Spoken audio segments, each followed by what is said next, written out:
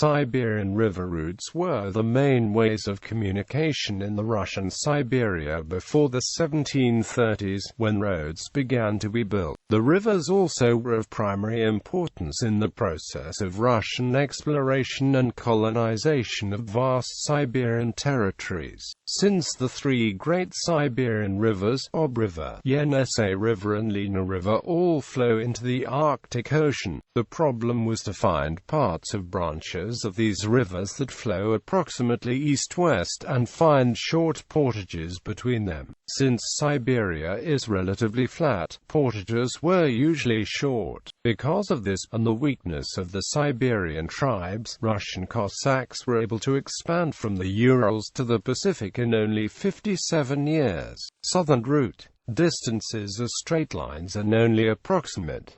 Siberian rivers can be very crooked. Dates usually refer to the foundation of the first Russian settlement over the Urals. For the Volga River, up the Kama to Perm, then up the Chasivarya River or the Vishera. The Urals here are only about 350 meters high, about 150 meters above the surrounding lowlands. Down either the Tavda River or Tura River and a short way up the Tobol River to its juncture with the Irtish River at Tobolsk. This was the approximate route used by Yermak.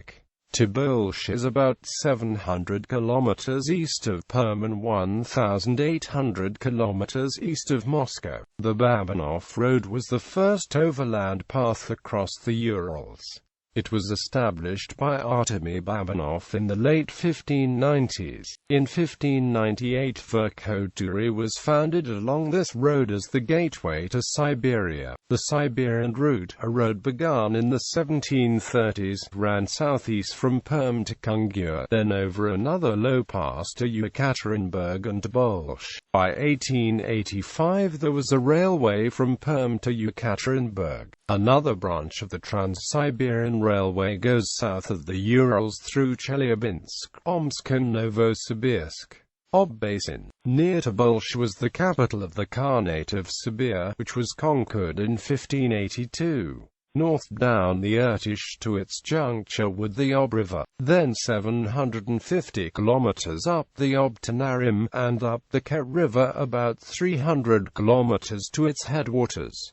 Here a portage leads to the Yenisei River at Yenisei. Yenisei is about 1,400 kilometers from Tobolsk and 3,200 kilometers from Moscow. An alternative route led from the Irtish Ob juncture 450 kilometers up the Ob to the Vak, 500 kilometers up the Vak, then portage to the Sim, down it to the Yenisei, upstream to Yeniseisk. Yenisei and Lena basins. Yenisei is on the Yenisei River just north of its juncture with the Angara River. From Yenisei east up the Angara to the Ilim River, upstream to Ilimsk, portage to Kuta River, short trip downstream to Uskut on the Lena River. From here northeast down the Lena about 1,400 kilometers to Yakutsk, which is 4,900 kilometers east of Moscow. Yakutsk is a major stopping point and administrative center. Then 125 kilometers down the Lena to the Aldan, up the Aldan River to Ustmaya, then up the Maya River or its right branch, the Udoma River. Okosk. From either of the last two, it is about 150 kilometers over 2,000 feet mountains to the Pacific. Pack horses were used here. Okosk is 800 kilometers east-southeast of Yakutsk and 5,600 kilometers east of Moscow. After 1715 there were shipbuilding facilities at Okosk, allowing sea travel to the Kamchatka Peninsula, the Kuril Islands, the Aleutian Islands and Alaska. To the Amur. From 1643 to 1689 the Russians attempted to penetrate from the Lena south to the Amur region but were driven back by the Manchus. See Russian-Manchu border conflicts. From 1689 to 1859 the Russo-Chinese border was the Argonne River and the Stanovoy Mountains. In 1859 Russia annexed the Amur region.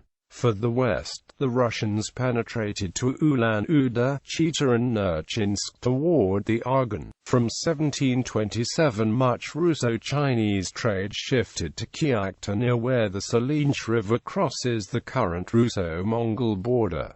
Northern route. From at least the 12th century, Russian Pomors navigated the White and Barents Seas. At some date, they entered the Ob Gulf, portaged across the Yamal Peninsula, for the Gulf of Ob to the Taz estuary, up the Taz River, past Mongazay, portage to Yanovstan on the Argonne River, leading to Tarakansk on the Yenisei at its juncture with the Lower Tunguska. East up the Lower Tunguska, where it turns south portage to the Chona River, a tributary of the Viliwi River. The junction of these two rivers has now been flooded, forming the Viluisko Reservoir. East along the Viliwi to the Lena River, and then up the Lena to Yakutsk. It was also possible to continue up the Lower Tunguska to near Kiransk, make a short portage to the Lena, and down the Lena to Yakutsk. Yakutsk is about 2,400 kilometers from the Taz estuary.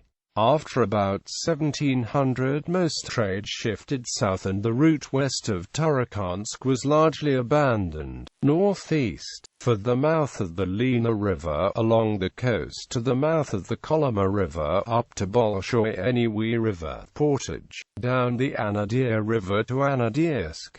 One could continue down the Anadyr to the Pacific, but the area was too barren to be of interest. The area northeast of this route was avoided because of the warlike Chukchis.